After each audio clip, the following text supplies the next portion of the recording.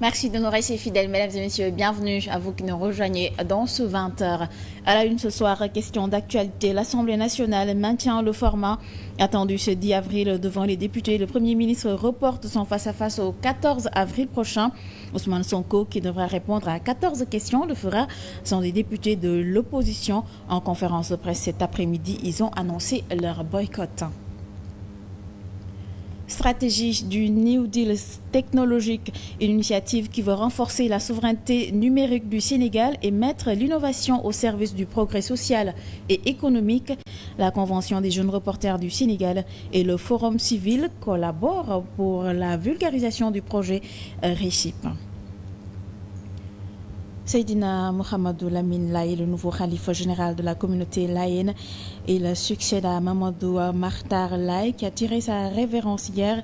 Les fidèles ont rendu hommage au 6e khalife qui était un érudit de l'islam et un grand intellectuel.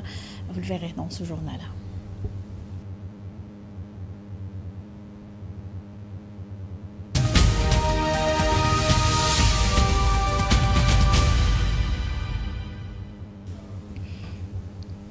Mesdames et messieurs, bonsoir. Le Premier ministre Ousmane Sonko reporte la séance des questions d'actualité à l'Assemblée nationale.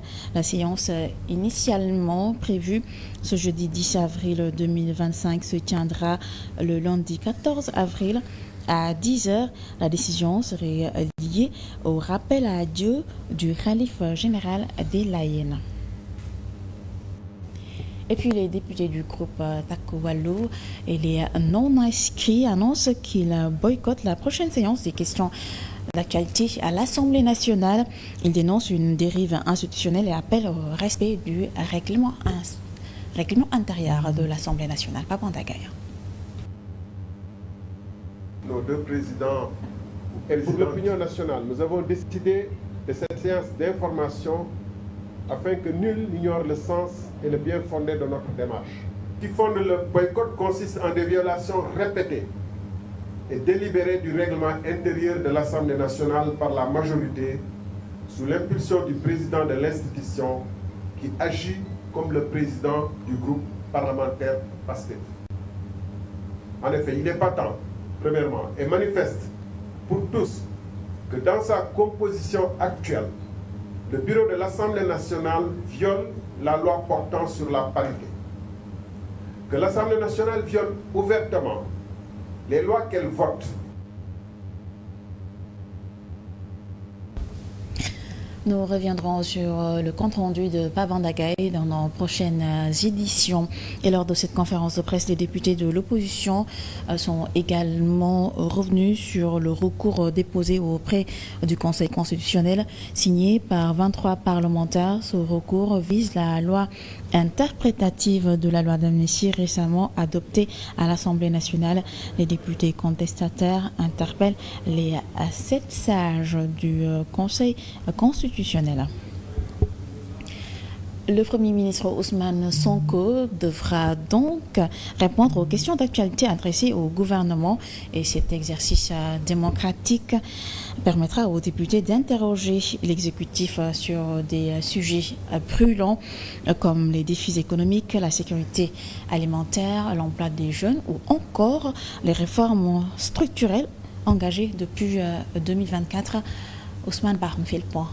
Lors de la séance du 21 février 2025, le Premier ministre avait détaillé plusieurs engagements pour réduire le coût de la vie et renforcer la souveraineté économique. Ousmane Sonko avait annoncé une nouvelle phase de mesures incluant des partenariats internationaux pour importer du riz et des denrées alimentaires à moindre coût, tout en promouvant la production locale pour limiter la dépendance aux marchés mondiaux. Le chef du gouvernement avait aussi insisté sur le maintien des subventions pour les populations vulnérables, notamment sur l'électricité et les produits pétroliers, la préparation d'une réforme du Code général des impôts pour mieux intégrer les secteurs à fort potentiel économique, l'accélération de la stratégie nationale de souveraineté alimentaire avec une baisse historique du prix du riz de 450 à 350 francs CFA le kilogramme à partir du 4 avril 2025. Bien sûr, jusqu'à ce jour, ces promesses ne sont pas encore mises en œuvre. Lors de ce nouveau face-à-face avec les parlementaires, Ousmane Sonko devra donc s'attendre à des questions sur la concrétisation de ses propres promesses. Il s'agira de la baisse effective des prix, des résultats des importations du riz et des avancées de la production locale. Les députés vont aussi s'enquérir de la gestion des subventions avec la crainte d'une suppression brutale malgré les assurances. Le débat tournera aussi autour de l'emploi des jeunes, notamment la mise en œuvre des pôles territoires et des centres de formation professionnelle promis dans le cadre de la Vision Sénégal 2050. Dans le cadre de la justice financière, la lutte contre la corruption sera aussi débattue. Surtout, le suivi des enquêtes liées au rapport de la Cour des comptes et la transparence dans les industries extractives. La loi interprétative d'amnistie sera nécessairement au cœur des débats au vu de la polémique qu'elle a soulevée dans l'espace public ces derniers temps. Au total, 14 questions seront soumises à l'examen du Premier ministre et de son gouvernement. 10 questions seront posées par la majorité parlementaire, 2 par le groupe Taku Wallu et 2 par les députés non inscrits.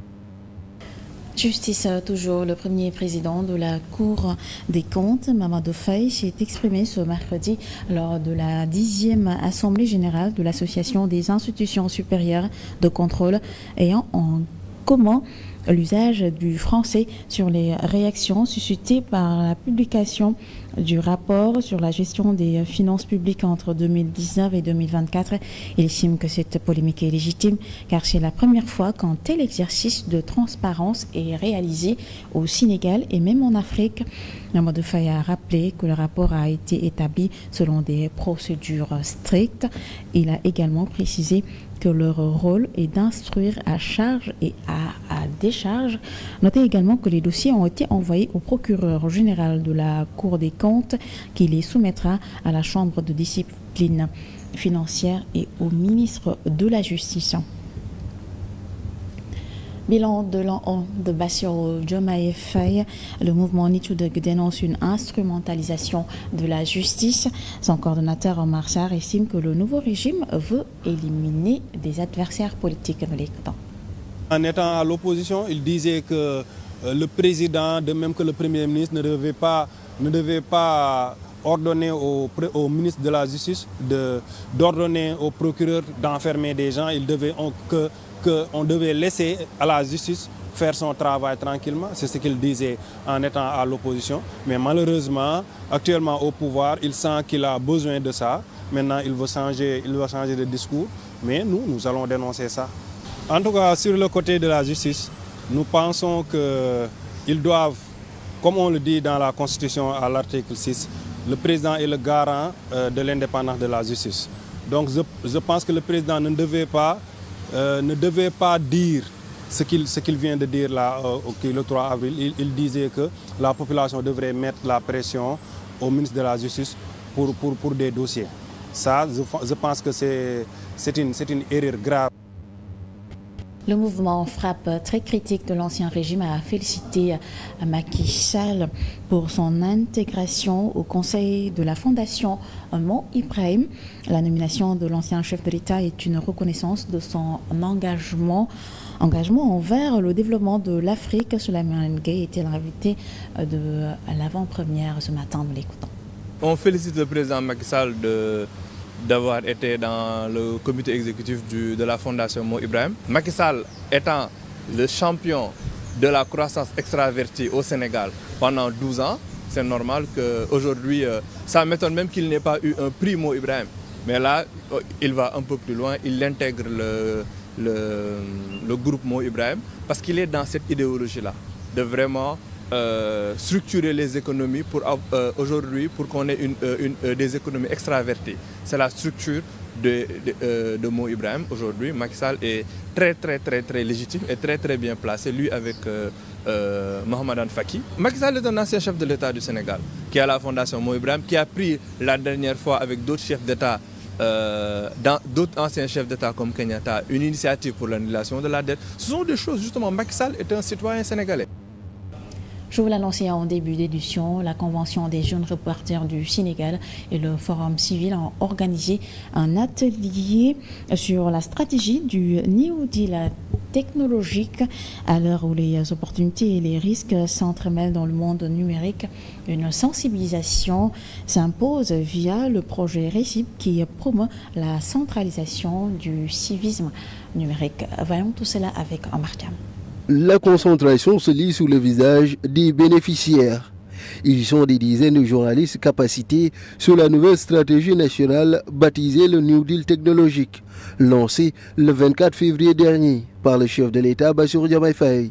À l'heure où l'information évolue à la vitesse du numérique, se former sonne comme un impératif, surtout pour ses confrères. Sur non seulement comment est-ce que la stratégie a été conceptualisée, donc la partie concerne la formulation, et quel est le contenu de la stratégie New Deal technologique à travers ces différents axes. Et cet atelier représente bien plus qu'une simple formation pour nous. Il marque également notre détermination à se hisser donc à la hauteur donc des réalités de notre époque. Cette formation est le fruit d'une collaboration entre le Forum civil et la Convention des jeunes reporters à travers le projet RECIP qui promeut la centralisation du civisme numérique.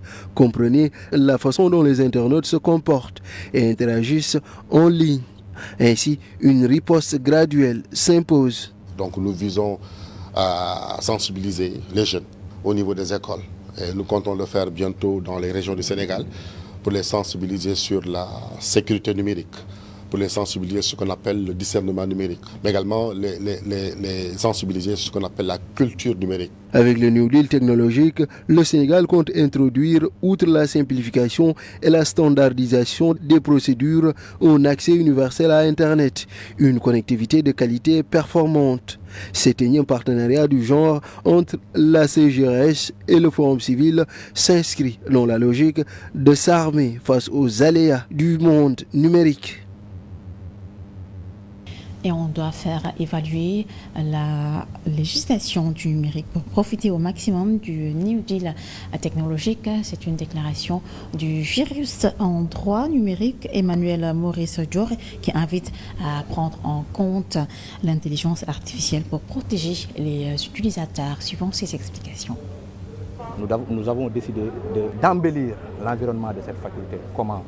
En cherchant des partenaires.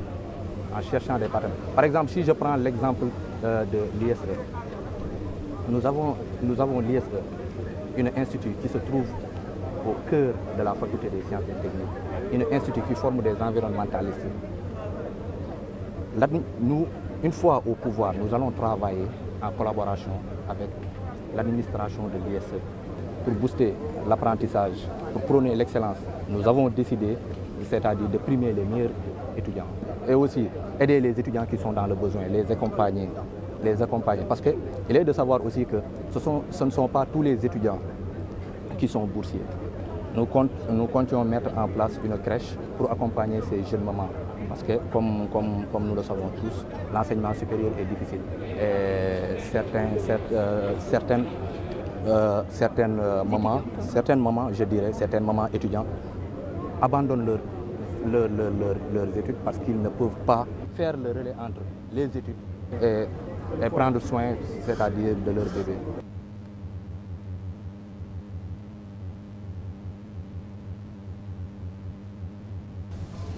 Nous reviendrons sur ces éléments d'Emmanuel Dior dans nos prochaines éditions.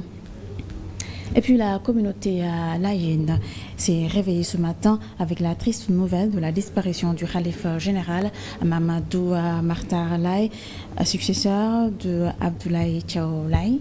Le 6e khalife général était un guide religieux discret mais aussi un intellectuel hors pair. Regardez.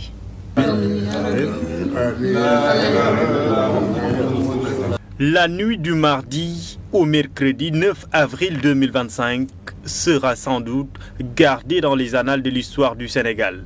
Le khalife général des Layènes, Mamadou Makhtar Laye, est parti à jamais, laissant ainsi une empreinte indélébile. Homme cultivé, effacé et très discret, le successeur de l'illustre Abdoulaye Thiaw Laye a été intronisé en 2021 pour continuer l'œuvre du mari. Le 6e khalife général des Layènes était non seulement un érudit, mais aussi un intellectuel hors pair. Né en 1950, c'est au Sénégal qu'il a débuté ses études.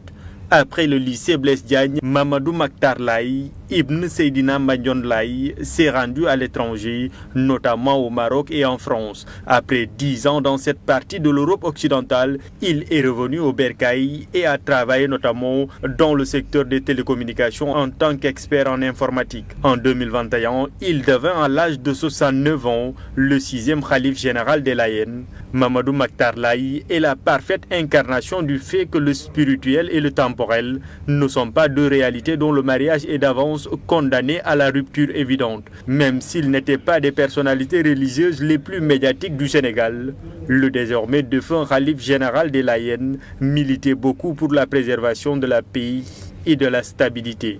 Un combat qu'il a mené de façon discrète, loin des projecteurs, témoignant ainsi de son humilité, son intelligence, mais aussi de sa sagesse. Avec son décès, le Sénégal perd l'une de ses illustres personnalités. À Yoff, les fidèles sont venus de partout témoigner leur gratitude. Le défunt est décrit comme un érudit, un homme discret et fédérateur. Moussa Mané nous raconte. La communauté laïenne s'est réveillée avec une très triste nouvelle, la disparition du khalife général Mouhamadou Makhtar Laye. Un jour sombre, la tristesse se lit sur le visage pour tous ces fidèles venus de partout pour témoigner leur douleur. Nous avons un khalife qui a disparu, qui était un exemple, qui avait un comportement exemplaire, et du point de vue de son ouverture, mais également de ses connaissances par rapport à la gestion des communautés, la sociologie des gens. C'est quelqu'un qui aidait beaucoup. C'était un bon khalife. Oui, c'était un bon khalife. Il était trop discret, il ne sortait pas. Les témoignages sont unanimes. Il était quelqu'un de discret, pas connu du grand public et de la communauté. Il était aussi quelqu'un de très humble. C'est quelqu'un qui savait partager aussi ses pouvoirs, si je peux m'exprimer ainsi, parce que toute la communauté laïenne, je dis ses frères, ses enfants, ses disciples, tout un chacun avait une responsabilité par rapport à la bonne marche de la communauté et il savait manager cela. Imam Doudou Laye dafa yàggul ci xilaafa gi moo tax mu bettu ñu lool waaye xam nga yàlla moom ndogalam yi jiitu ñoo juddu yi bu soxlaa ku soxla perte nga. Devenu khalife, il n'a pas trop duré sur le trône. Mouhamadou Makhtar Laye était un fédérateur. Il avait une noblesse de caractère, on peut dire. Voilà un exemple qui a disparu. C'est une grande perte pour la Oumma islamique. Fils de Seydina Mandione Laye, Mouhamadou Makhtar Laye était le 6e khalife de Seydina Limamou Laye, intronisé le 19 février 2023 suite au rappel à Dieu du khalife Baye Abdoulaye Thiaw. Seydina Mohamedou Lamine Laye est le nouveau khalife général des Layènes. L'information a été publiée ce matin à Cambérène. Fils de l'ancien khalife Seydina Ababakar Laye et ancien porte-parole du défunt guide Seydina Mohamedou Lamine Laye accède ainsi à la plus haute responsabilité spirituelle de la confrérie et devient le 7e khalife général des Layènes, une communauté fondée en 1884 par Seydina Limamou Laye. Et nous parlons du licenciement de 52 travailleurs employés à la nouvelle cimenterie dénommée Ciment de l'Afrique, une société marocaine présente à Aloukane dans la commune de Pout. Dénonçant injustement leur licenciement, ces travailleurs ont tenu un point de presse pour exprimer leur détresse. Binta Traoré.